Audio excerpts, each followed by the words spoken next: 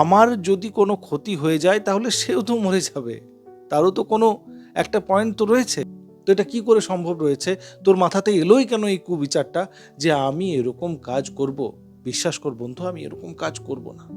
Please আমাকে একবার support কর, আমাকে একবার এখানে থেকে ওখানে যেতে দে, তার বদলে তোকে অনেক বড় লাভ দিচ্ছি, তোর আমি ভালো চাইছি। এই পয়েন্টের বেসিসে আমাদের মতন সাধারণ মানুষ কি করে বিশ্বাস করে নেয়? এবার তুমি বলবে যে এটার মধ্যে কোনো ভুল নেই, চলো এই রিস্কটা খেলা যাক। খেলা চলছে না ড্রিম 11, খেলা চলছে না অন্য কিছু, একটু রিস্ক খেলা যায়। জানি যে আজকে বিরাট কোহলি রান করবে, আর বিরাট কোহলি যদি রান না করে তাহলে তো ভারত জিতবে না, তাহলে বিরাট কোহলি তো রান করবেই। অনেক সময় আমরা এই কথাটা বলে থাকি যে কোনো সম্পর্ক তবেই টিকবে, কোনো সম্পর্ক তবেই মজবুত হবে যখন সেই সম্পর্কের মধ্যে একাগ্র ভাব, মানে যেটাকে হিন্দিতে বলা হয় যে লগন কোনো জিনিসের, মানে কিভাবে আমি কোনো কাজটাকে হাসিল করে নেব সেটা একটা অন্য জিনিস, আর কিভাবে সেই কাজটা হাসিল করার পথে নিজেকে ফোকাসড করে রাখবো সেটা একটা অন্য জিনিস। আর এই জিনিসটাকে যে বুঝতে পারে তার রিলেশনশিপ অত বেশি মজবুত হয়। এবারে আমি বিভিন্ন ভিডিও যেগুলো করেছি এখন এই সময়ে তোমরা অনেক বেশি পছন্দ করছো, দেখছো সেই ভিডিওগুলোকে।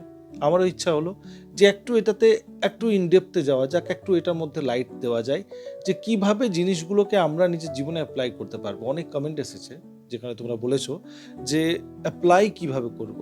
রুলস তো বুঝে গেলাম, নিয়ম তো বুঝে গেলাম, কে বিষাক্ত মানুষ সেটা তো জেনে গেলাম, পরিবারের কোন মানুষটা আমার ক্ষতি করছে সেটা তো জেনে গেলাম, পরিবারে আমি কি করে ঠিক মতো করে চলবো, কি কাজগুলো না করতে গেলে আমার ভালো হবে সেগুলো তো বুঝে গেলাম, কিন্তু অ্যাপ্লাই কিভাবে হবে, অ্যাপ্লাইটা বড় জরুরি। যে কোনো জিনিস যেটা আমার সাথে ঘটছে সেটা কেন ঘটছে সেটাও জানা খুব দরকারি। তো অনেক সময় মানুষ একটা ধাঁধাতে ফাঁসে যে কোন মানুষের উপরে আমি বেশি ভরসা করব, বা কোন মানুষকে আমি নিজের সঙ্গে নিয়ে চলবো। অনেকগুলো মানুষ রয়েছে, তো সেগুলোর মধ্যে কোন মানুষকে নিয়ে চলবো। অনেক মানুষের কাছে একটা সমস্যা বেশি যে এক থেকে বেশি মানুষের উপরে সে ভরসা করে, আর তাকে লাগে যে সবাই তার জন্য সমানভাবে ইম্পর্টেন্স রাখে, সবাই একই রকমের তাকে ভালোবাসে, এবং সবাই একইভাবে চায় যে আমি উন্নতি করে যাই। তো এই রকমের অবস্থাতে থেকে মানুষের সব থেকে বড় প্রবলেম এটা যে সে কথাটা কার শুনবে। কারণ চারটে মানুষ যখন কথা বলছে যে আমিও তোর লাইফে সাকসেস চাই, আমিও চাই যে তুমি ভালো থাকো, আমিও চাই যে তুমি খুশি থাকো, তখন সেই মানুষটা কিভাবে নিজেকে ব্যালেন্স করবে, এটা একটা সব থেকে বড় ডিফিকাল্ট, সব থেকে একটা চ্যালেঞ্জিং সিচুয়েশন একটা সাধারণ মানুষের জন্য হয়ে যায়। একটা ছোট এক্সাম্পল নিয়ে জিনিসটাকে বোঝার চেষ্টা করবো, আর এক্সাম্পলটা এরকম না যে পৃথিবীতে আমি প্রথমবার দিচ্ছি, এক্সাম্পলটা রয়েছে, কত মানুষ এটাকে শুনেছে বুঝেছে, আজকে এটারই একটা বিশেষ চর্চা যে কত মানুষ এটাকে নিজের জীবনে অ্যাপ্লাই করতে পেরেছে। একবার এই কথাটা শুনে হবে, এই গল্পটা শুনে হবে যে একটা যে জলের মধ্যে যে থাকে ব্যাঙ যাকে বলা হয় সে, আর একটা হচ্ছে বিছে। তো বিছে একবার চাইছিল যে সে সমুদ্র পার করে যাবে, নদী পার করে যাবে, হোয়াট এভার তুমি নাম দিতে পারো, বা একটা পুকুর পার করে যাবে। তো বিছে কিন্তু জলের মধ্যে গিয়ে যেতে পারবে না, সে সাঁতার কাটতে জানে না। যখন সে জানে না তখন সে ব্যাঙের হেল্প চাইছে যে তুমি আমাকে একটু পার করে দিতে পারো, তাহলে আমি কিন্তু তোমাকে, আমি জানি এক জায়গাতে একটা মাটির মধ্যে অনেকগুলো স্বর্ণ মুদ্রা রাখা আছে মাটির নিচে, সেগুলো সব হদিস তোমাকে দিয়ে দেবো, তুমি সেখান থেকে বের করে নিজের লাইফ একদম ল্যাভিশ ভাবে কাটাতে পারো। তো তুমি আমার একটু হেল্প করে দাও, তার বিনিময়ে তুমি স্বর্ণ মুদ্রা পাবে। ব্যাঙ একবারের জন্য ভাবলো যে প্রলোভন যেটা আসছে সেটার থেকে আমাকে দূরে থাকার আছে, কারণ আমি জানি এটা যত বড়ই সোনার মুদ্রার কথা বলুক না কেন, সেখানে যদিও সোনার মুদ্রা আছে সেটাও আমি মেনে নিলাম, কিন্তু সেটার আমি উপভোগ করতে পারবো কি না সেটার কোনো গ্যারেন্টি নেই। কারণ এর যে ক্যারেক্টার রয়েছে না বিছের, যে মনোভাব রয়েছে না, তার যে বাজারে একটা হাওয়া উড়েছে না, সেটা বড় খারাপ। যে কিন্তু ভরসার মানুষ নয়, এর সাথে সং দেওয়া মানে নিজে গর্ত কুড়ে সেটার মধ্যে লাফ দিয়ে দেওয়া। এই জিনিসটাই ভাবলো ব্যাঙ, আর ভাবলো যে না আমি যাবো না। আর এই কথাটা একদম ক্লিয়ার ভাবে, অনেক মানুষ থাকে না পরিষ্কার মনোভাব যে ভাই আমি তোর সাথে থাকবো না, কারণ আমি ভালো করে জানি তুই সুবিধের মানুষ নয়, আমি বলে দিলাম। ঠিক সেটাই করলো ব্যাঙ, বলে দিল তুই সুবিধের মানুষ নয়, আমি তোর সাথে বাবা পার করবো না এই সমুদ্র, এই নদী, এই পুকুর যেটাই রয়েছে আমি পার করছি না, কারণ তোর উপরে ভরসা নেই যে মাঝ সমুদ্রতে যদি তুই একবার নিজের যে রয়েছে কামড় দিয়ে দিলি তাহলে তো আমি শেষ, তাহলে তো আমি জলের মধ্যে ডুবে যাব, অজ্ঞান হয়ে যাব, বা মরে যাব, আমার কি লাভ হবে। আমার সেই সোনা রাখাকে রাখাই থেকে যাবে, আমার জীবন নষ্ট হয়ে যাবে। তখন বিছে বলল, সেটা সবার জন্য শোনা খুব দরকার। আর এটা প্রত্যেকটা বিষাক্ত মানুষের যে ডেফিনেশনগুলো খোঁজে না মানুষ, যে কেন সে তো অনেক ভালো ভালো মানুষ, তাকে কেন আমি বিষাক্ত বলবো বা তার সাথে আমি কেন থাকবো না, এই অ্যান্সারটা সবার জন্য।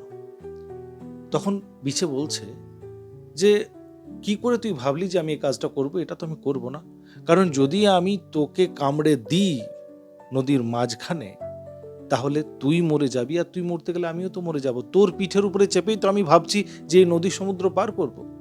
তো এটা কি করে সম্ভব রয়েছে? তোর মাথাতে এলোই কেন এই কুবিচারটা যে আমি এরকম কাজ করব?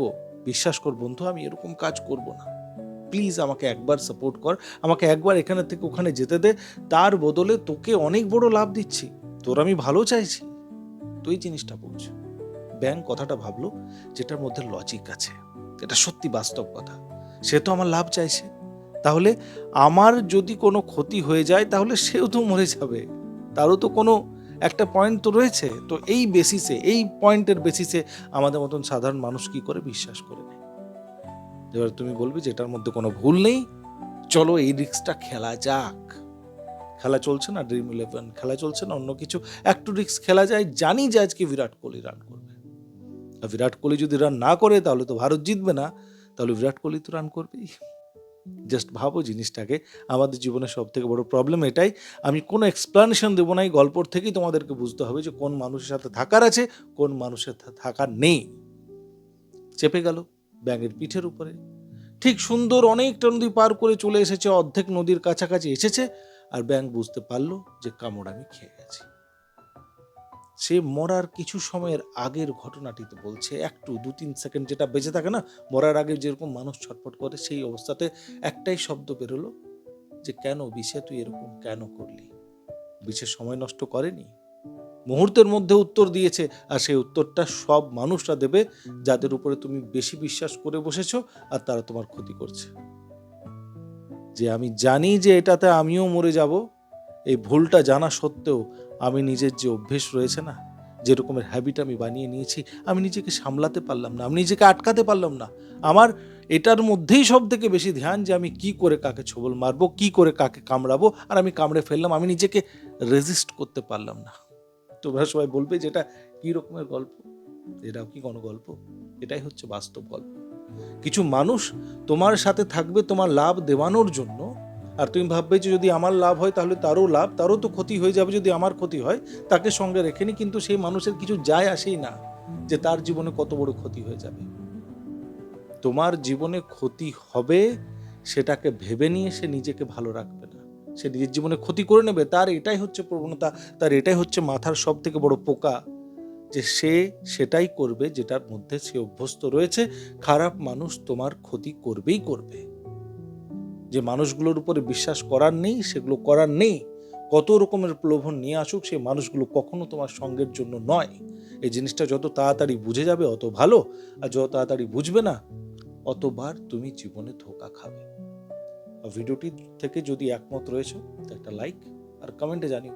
আর অন্য কোনো ভিডিও যদি তুমি শুনতে চাও বা এরকমই ভিডিও যদি চাইছো ফিউচারে।